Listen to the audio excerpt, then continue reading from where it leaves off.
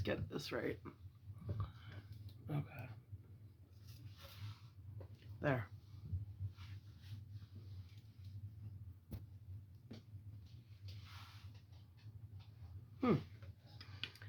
Hmm.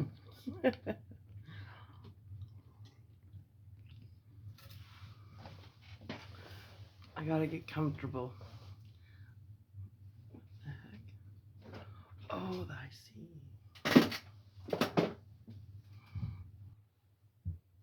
Okay.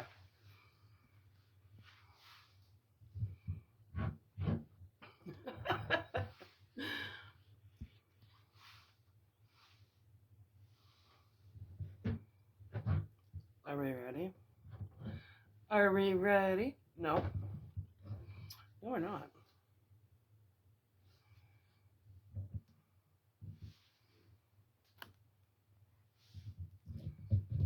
Hello? Hello?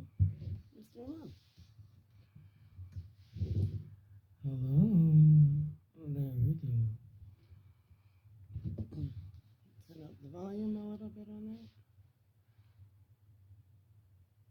I thought I had this all set up. I apologize. Hello? No edits, right? That's right. Okay. Set up.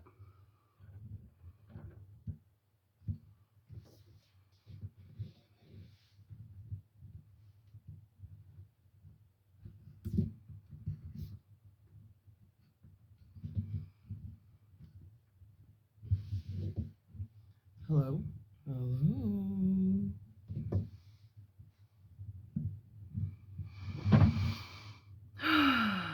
Hello, everybody. Hello, hello, hello. There we go.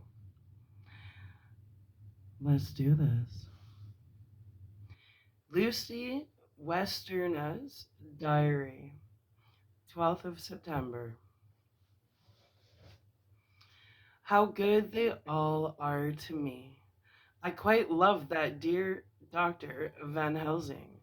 I wonder why he was so anxious about these flowers.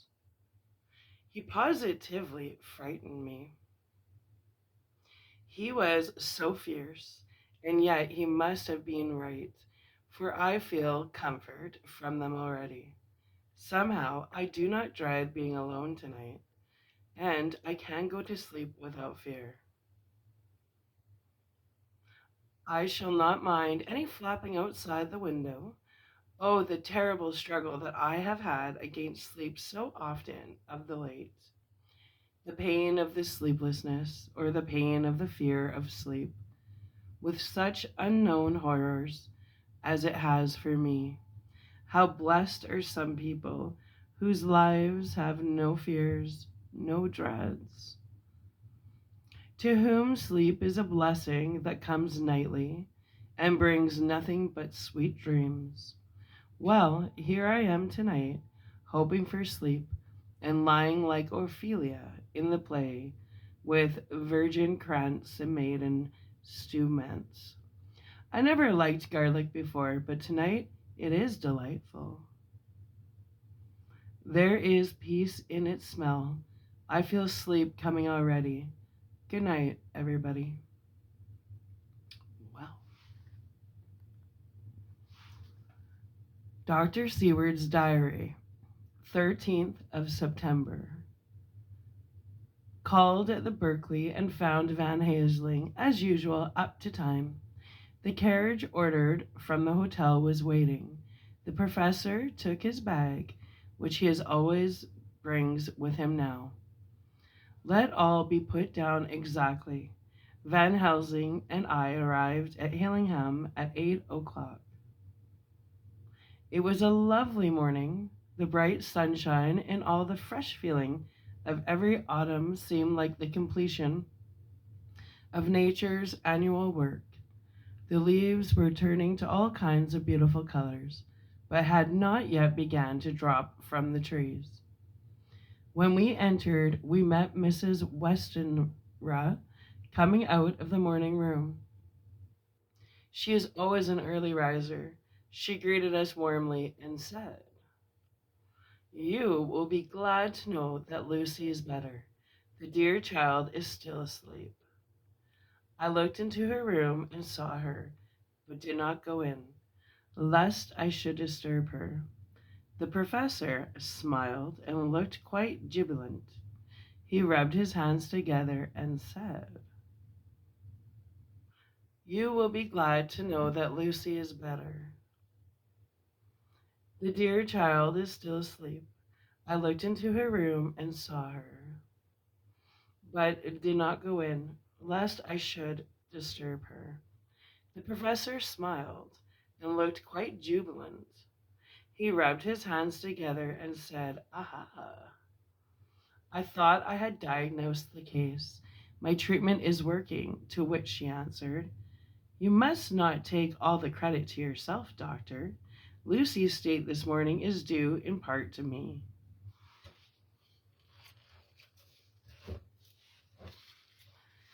"How do you mean, ma'am?" asked the professor.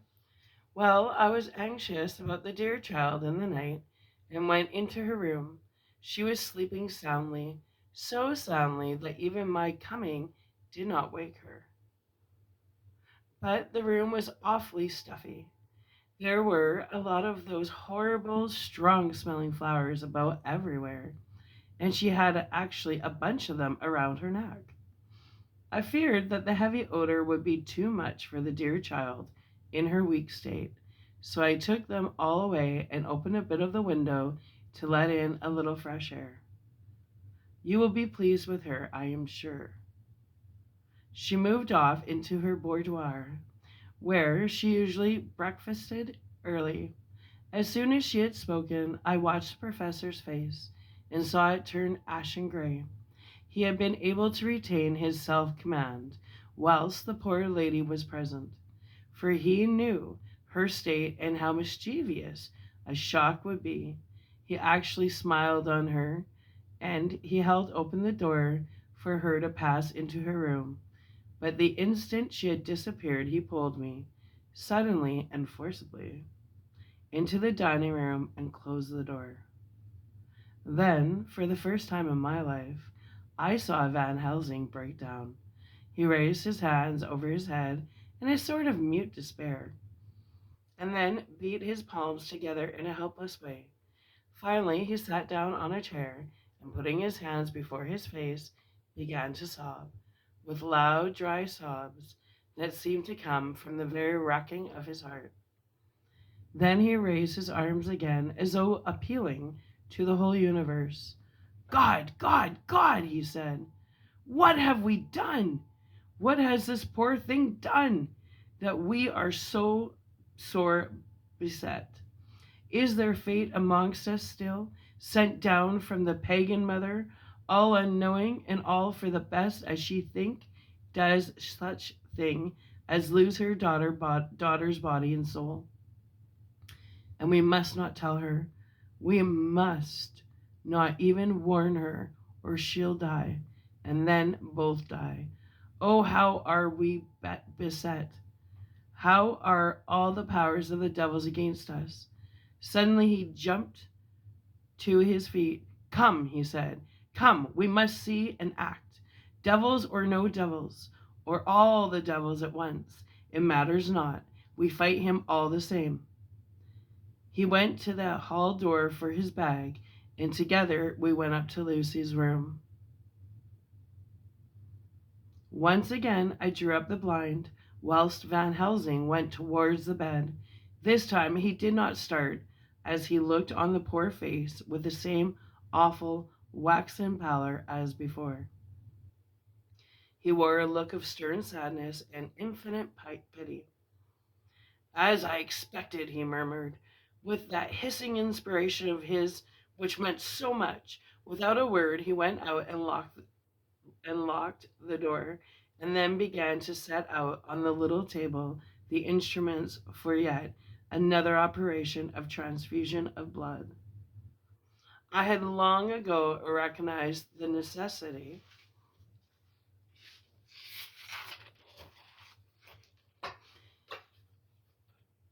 and began to take off my coat, but he stopped with me with a warning hand. No, he said. Today you must operate. I shall provide. You are weakened already. As he spoke, he took off his coat and rolled up his shirt sleeve. Again, the operation. Again, the narcotic. Again, some return of color to the ashy cheeks, and the regular breathing of healthy sleep. This time I watched whilst Van Helsing recruited himself and rested. Presently, he took an opportunity of telling Mrs. Westerna that she must not remove anything from Lucy's room without consulting him, that the flowers were of medicinal value, and that the breathing of their odor was a part of the system of cure. Then he took over the care of the case himself, saying that he would watch this night and the next and would send me word when to come. After another hour, Lucy waked from her sleep, fresh and bright, and seemingly not much the worse for her terrible ordeal. What does it all mean? I am beginning to wonder if my long habit of life amongst the insane is beginning to tell upon my own brain. Lucy Westerna's Diary, 17th of September. 4 days and nights of peace. I am getting so strong again that I hardly know myself. It is as if I had passed through some long nightmare and had just awakened to see the beautiful sunshine and feel the fresh air of the morning around me. I have a dim half remembrance of long, anxious times of waiting and fearing, darkness in which there was not even the pain of hope to make present distress more potent. And then long spells of oblivion, and the rising back to life as a diver coming up through a great press of water. Since, however, Dr. Van Helsing has been with me, all this bad dreaming seems to have passed away. The noises that used to frighten me out of my wits, the flapping against the windows, the distant voices which seemed so close to me, the harsh sounds that came from I know not where and commanded me to do I know not what, have all ceased. I go to bed now without any fear of sleep. I do not even try to keep awake. I have grown quite fond of the garlic, and a boxful arrives for me every day from Haarlem. Tonight, Dr. Van Helsing is going away, as he has to be for a day in Amsterdam, but I need not be watched. I am well enough to be left alone. Thank God for mother's sake and dear Arthur's, and for all of our friends who have been so kind. I shall not even feel the change, for the last night Dr. Van Helsing slept in his chair a lot of the time. I found him asleep twice, then I awoke, but I did not fear to go to sleep again, although the boughs or bats or something flapped almost angrily against the window panes. The Pall Mall Gazette, 18th of September. The Escaped Wolf. Peerless adventure of our interviewer. Interview with the keeper in the zoological gardens. After many inquiries and almost as many refusals, and perpetually using the words Pall Mall Gazette as a sort of talisman, I managed to find the keeper of the section of the zoological gardens in which the wolf department is included. Thomas Bilder lives in one of the cottages in the enclosure behind the elephant house, and was just sitting down to his tea when I found him. Thomas and his wife were hospitable folk, elderly and without children, and if the specimen I enjoyed of their hospitality be of the average kind, their lives must be pretty comfortable. The keeper would not enter on what he called a business until the supper was over, and we, were all satisfied. Then, when the table was cleared and he had lit his pipe, he said, "Now, sir, you can go on and ask me what you want. You'll excuse me for refusing to talk of professional subjects afore meal. I gives the wolves and the jackals and the hyenas in all our section their tea afore I begins to ask them questions." "How do you mean, ask them questions?" I queried, wishing to get him into a talkative humor. "Itten of them over the end with a pole in one way, scratching of their hairs is another. When gents as is flush wants a bit of a snow orf to their gals, I don't so much mind the fust.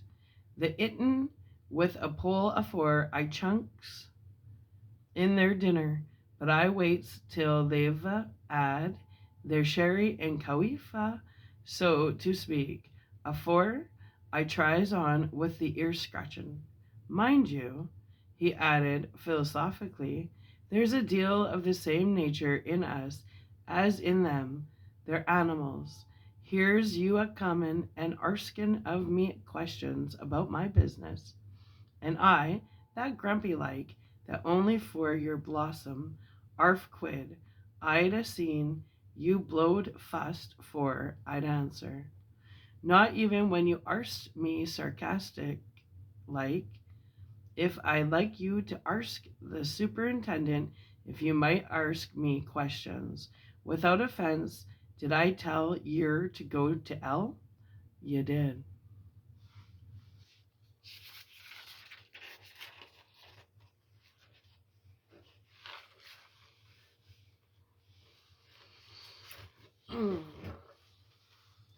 "And when you said you'd report me for using of obscene language, that was ittin' me over the end, but the arf quid made that all right. I weren't a goin' to fight, so I waited for the food and did with my owl as the wolves and lions and tigers does.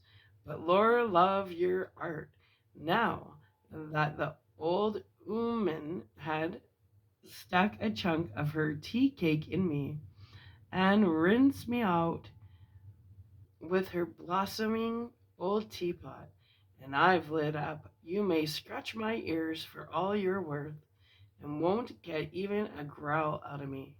Drive along with your questions. I know what you're a comin' at, that era escaped wolf. Exactly. I want you to give me your view of it. Just tell me how it happened, and when I know the facts, I'll get you to say what you consider was the cause of it, and how you think the whole affair will end." "All right, Governor. This is about the old story. The wolf, what we called Berksicker, was one of the three gray ones that came from Norway to Jamax, which we brought off him for 4 year ago. He was a nice, well-behaved wolf that never gave no trouble to talk of. I'm more surprised at I'm for wanting to get out nor any other animile in the place. But there, you can't trust wolves no more nor women." "Don't you mind him, sir," broke in Mrs. Tom, with a cheery laugh.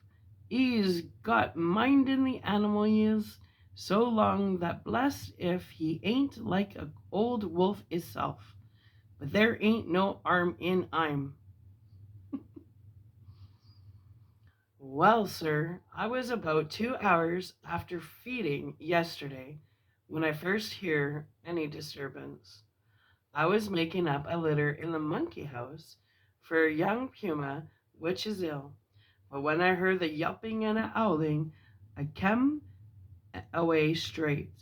There was Berksicker a tearing like a mad thing at the bars, as if he wanted to get out. There wasn't much people about the day, and close at hand was only one man, a tall, thin chap with a hook nose and a pointed beard, with a few white hairs running through it. He had an hard, cold look and red eyes, and I took a sort of mislike to him, for it seemed as if it was I'm as they was irritated at. He had white kid gloves on his ends, and he pointed out the animals to me and says, "Keeper, these wolves seem upset at something. Maybe it's you," says I, for I do not like the airs and he give itself. He didn't get angry as I opened he would, but he smiled a kind of insolent smile with a mouthful of white sharp teeth. "Oh no, they wouldn't like me," he says. "Oh yes, they would," says I, imitation of him. "They always like a bone or two to clean their teeth at about tea time, which you as a bagful." Well, it was an odd thing, but when the animalias see as us a talkin', they lay down, and when I went over to Brooksucker, he let me stroke his ears.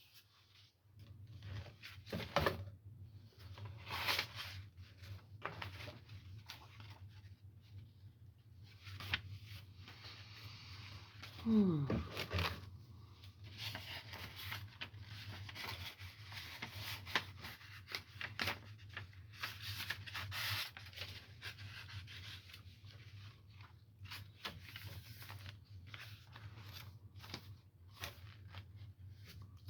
Same as ever.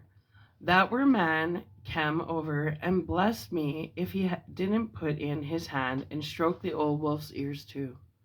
"Take care," says I. "Big sicker is quick." "Never mind," he says. "I'm used to them."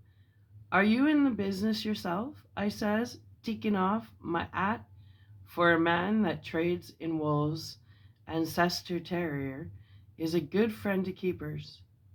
"No," says he, "not exactly in the business, but I have made pets of several." And with that he lifts his hat as purite as a lord and walks away. Old Bersicker kept a looking arter I'm till he was out of sight, and then went and lay down in a corner and wouldn't come hout the old evening. Well, harsh night. So soon as the moon was up, the wolves here all began a howling. There weren't nothing for them to howl at. There weren't no one near, except someone that was evidently a callin' a dog somewheres out back of the gardenings in the park road. Once or twice I went out to see that all was right, and it was, and then the howling stopped just before 12 o'clock. I just took a look round afore turning in and bust me. But when I came opposite to old Bickersicker's cage, I see the rails broken and twisted about and the cage empty. And that's all I know for certain. Did anyone else see anything? One of our gardeners was a comin' home about that time from a army, when he sees a big gray dog coming out through the garden edges. At least he says, but I don't give much for it myself, for if he did, he never said a word about it to his missus when he got home.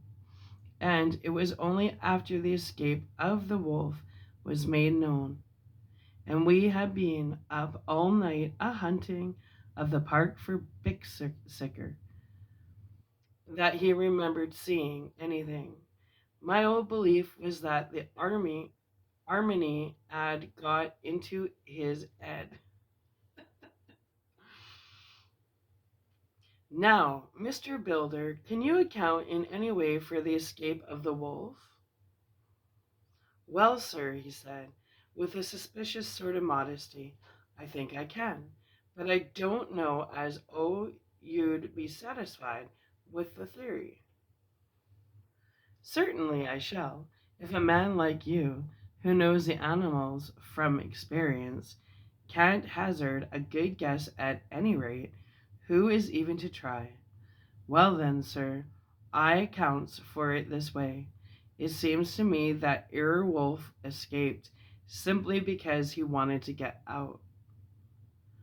From the hearty way that both Thomas and his wife laughed at the joke, I could see that it had done service before, and that the whole explanation was simply an elaborate sell. I couldn't cope in bandage with the worthy Thomas, but I thought I knew a surer way to his heart, so I said, now, Mr. Builder, we'll consider that first half sovereign worked off.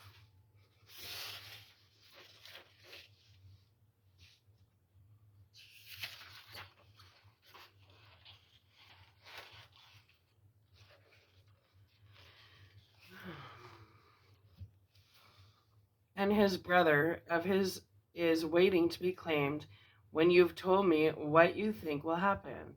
Right you are, sir, he said briskly. You'll excuse me. I know for a chaffin of ye. But the old woman here winked at me, which was as much as telling me to go on. Well, I never, said the old lady. My opinion is that Earwolf is hidden of somewheres. The gardener, what didn't remember, said he was a galloping northward faster than a horse and could go. But I don't believe him, for you see, sir, wolves don't gallop no more than dogs does. They not betting built that way. Wolves is fine things in a storybook, and I just say when they get in packs and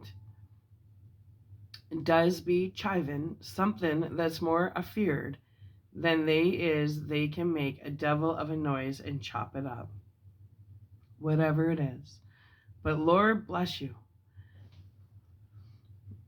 in real life a wolf is only a low creature, not half so clever or bold as a good dog, and not half a quarter so much fright in I'm. This one ain't being used to fighting or even to providing for hisself, and more like he's somewhere round the park at Iden and a shiverin', and if he thinks at all, wondering where he is to get breakfast from. Or maybe he's got down some area and is in a cold cellar. My eye, won't some cook get a rum start when she sees his green eyes a shining at her out of the dark? If he can't get food, he's bound to look for it, and mayhap he may chance to light on a butcher's shop in time.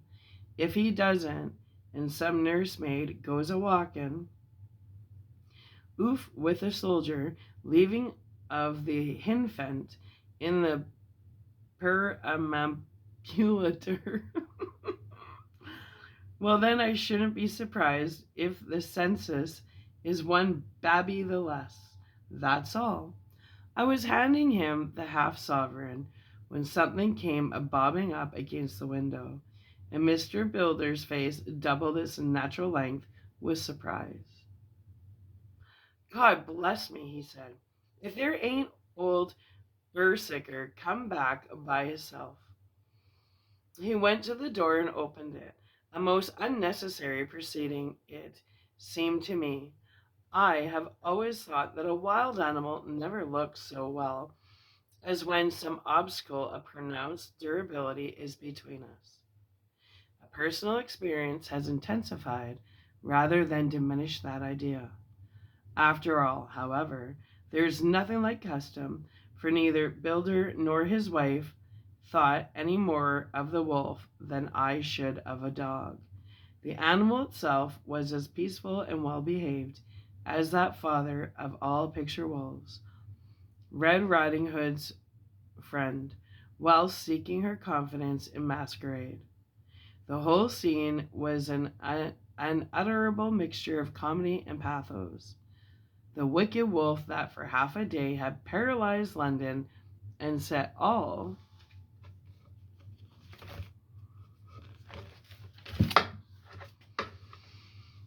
children in the town shivering in their shoes. And there is a sort of penitent mood, and was received and petted like a sort of vulpine prodigal son.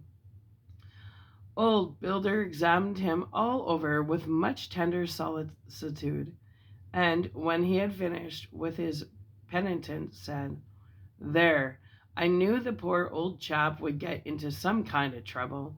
Didn't I say it all along? Here's his head all cut and full of broken glass. He's been a getting over some bloomin' wall or other. It's a shame that people are allowed to top their walls with broken bottles. This here's what comes of it. Come along, Berserker." He took the wolf and locked him up in a cage, with a piece of meat that satisfied, in quantity at any rate, the elementary conditions of the fatted calf, and went off to report. I came off too to report the only exclusive information that is given today regarding this strange escapade at the zoo. Dr. Seward's Diary, 17th of September. I was engaged after dinner in my study, posting up my books, which, through press of other work and the many visits to Lucy, have fallen sadly into arrear. Suddenly the door was burst open, and in rushed my patient, with his face distorted with passion. I was thunderstruck, for such a thing as a patient getting of his own accord into the superintendent's study is almost unknown. Without an instant pause, he made straight at me. He had a dinner knife in his hand, and, as I saw, he was dangerous. I tried to keep the table between us. He was too quick and too strong for me, however, for before I could get my balance, he had struck me and cut my left wrist rather severely. Before he could strike again, however, I got up in my right, and he was sprawling on his back on the floor. My wrist bled freely, and quite a little pool trickled on to the carpet. I saw that my friend was not intent on further effort, and occupied myself binding up my wrist, keeping a wary eye on the prostrate figure at all times. When the attendants rushed in and we turned our attention to him, his employment positively sickened me. He was lying on his belly on the floor, licking up, like a dog, the blood which had fallen from my wounded wrist. He was easily secured, and, to my surprise, went with the attendants quite placidly, simply repeating over and over again, "The blood is the life. The blood is the life. I cannot afford to lose blood just at present. I have lost too much of late for my physical good, and then prolonged strain of Lucy's illness."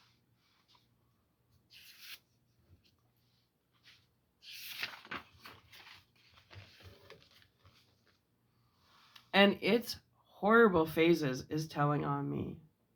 I am overexcited and weary, and I need rest, rest, rest. Happily, Van Helsing had not summoned me, so I need not forego my sleep. Tonight I could not well do without it. Telegram, Van Helsing, Antwerp to Seward, Carfax, sent to Carfax, Sussex, as no country given, deliver late by 22 hours. 17th of September. Do not fail to be at Hillingham tonight. If not watching all the time, frequently visit and see that the flowers are as placed, very important, do not fail. She shall be with you as soon as possible after arrival. Dr. Seward's diary, 18th of September. Just off for train to London, the arrival of Van Helsing's telegram filled me with dismay. A whole night lost, and I know by bitter experience what may happen in a night. Of course, it is possible that all may be well, but what may have happened?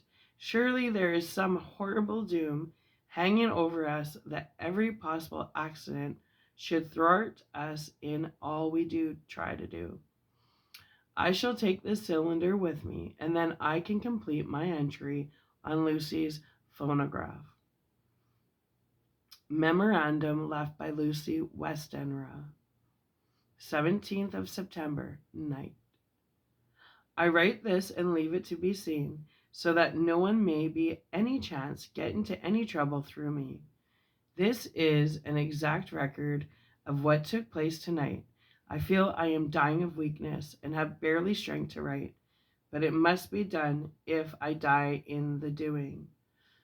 I went to bed as usual, taking care that the flowers were placed, as Dr. Van Helsing directed, and soon fell asleep. I was waked by the flapping at the window, which had began after that sleepwalking on the cliff at Whitby when Mina saved her, and which now I know so well. I was not afraid, but I did wish that Dr. Seward was in the next room, as Dr. Van Helsing said he would be, so that I might have called him. I tried to go to sleep, but could not. Then there came to me the old fear of sleep, and I determined to keep awake. Perversely, sleep would try to come when I did not want it. So, as I feared to be alone, I opened my door and called out, "Is there anybody there?"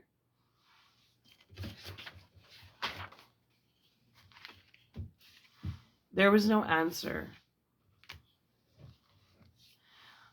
I was afraid to wake Mother, and so closed my door again. Then outside in the shrubbery, I heard a sort of howl like a dog's, but more fierce and deeper.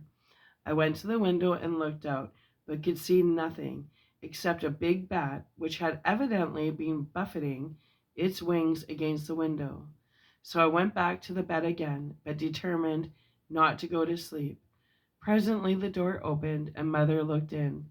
Seeing by my moving that I was not asleep, came in and sat by me. She said to me even more sweetly and softly than her wont, "It was uneasy about you, darling. Sorry. I was uneasy about you, darling, and came in to see that you were all right.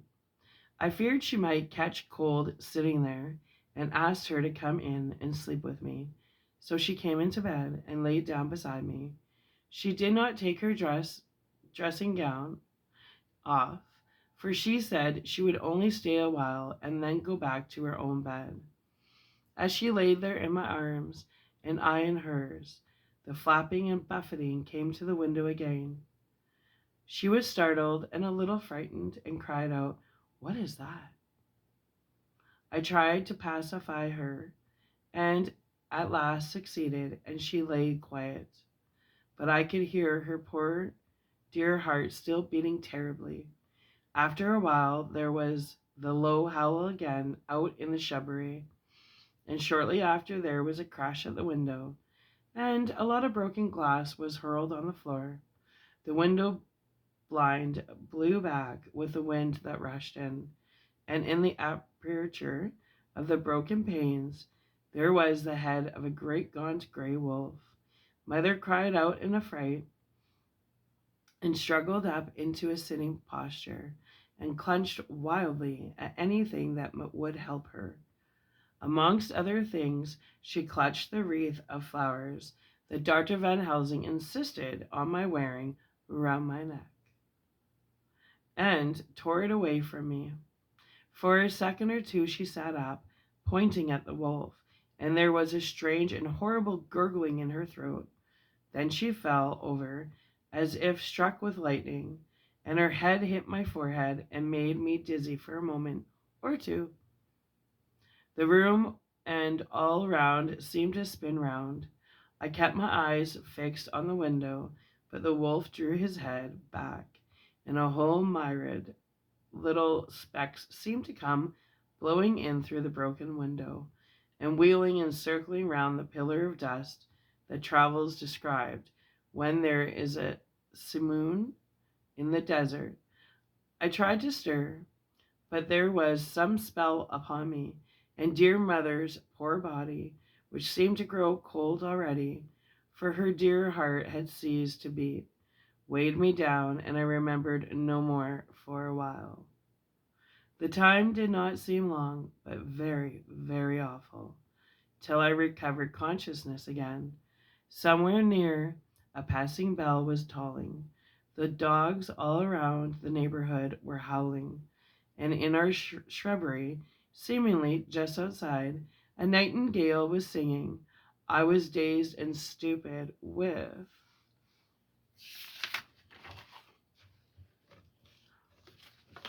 pain and terror and weakness, but the sound of the nightingale seemed like the voice of my dear dead mother come back to comfort me. The sounds seemed to have awakened the maids too, for I could hear their bare feet pattering outside my door. I called to them, and they came in, and when they saw what had happened, and what it was that lay over me in the bed, they screamed out. The wind rushed in through the broken window, and the door slammed to.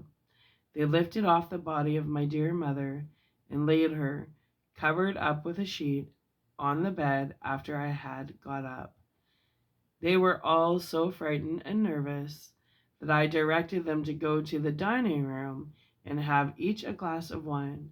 The door flew open for an instant and closed again. The maid shrieked and then went in a body to the dining room, and I laid what flowers I had on my dear mother's breast. When they were there, I remembered what Dr. Van Helsing had told me, but I didn't like to remove them, and besides, I would have had some of the servants to sit up with me now. I was surprised that the maids did not come back.